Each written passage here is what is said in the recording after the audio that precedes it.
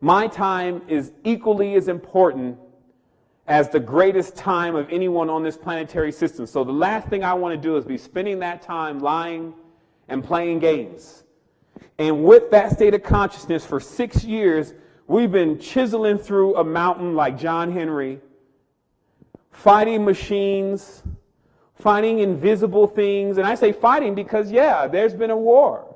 The war is because we want to bring the highest levels of knowledge to the world, and there's a slew of other individuals that rather stay stagnant and stay in worship, whether it's worshiping a goonad, or goon as I call them, or worshiping some lower life form, worshiping, somebody running across the stage singing a song, the same song over and over again, worshiping, anything beside knowledge, truth, and higher states of consciousness, which are vivid. It's vivid when someone starts to adapt higher levels of consciousness, because the proof of wisdom is always within the type of people that it produces. You started noticing their actions before and then after, and like a before and after picture. Now all of a sudden, they're more awake. They start thinking about, am I really trying to go to school learning this BS all my life and, get these folks run my bill all up and put me in debt? Or could I do better off just hanging out at the public library and self-educating myself on things that are actually trending in the reality today? Do I need to run down here and elect another one of these liars, basically, that work for the oligarchy and are chosen because they work in their scripts and their roles, like the politicians basically all coming from Hollywood, can get on the screen and act better than De Niro?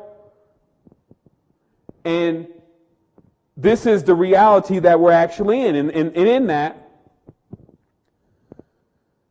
we've stumbled upon a massive truth today. And with that truth, we'll no longer stumble. And the first thing, even in my position, that I have to admit is that some of the things that I see in the past have been misinterpreted. And it's only, though, because of my sheer willingness to go on, to keep studying, and no matter what I face, if I find it to be true, to replace the lie with the truth. See, that's power. Because you'll find in many cases, if someone's been doing something, like we talk about the doctor, he's 8-10 years into this education, and then when he finds out that the holistic health system is superior to his, no, science has given us all these things, and that's only hocus pocus and mumbo jumbo. We haven't even tested that yet. And then they go off on this whole protection of all this time that they've spent in learning lies, basically.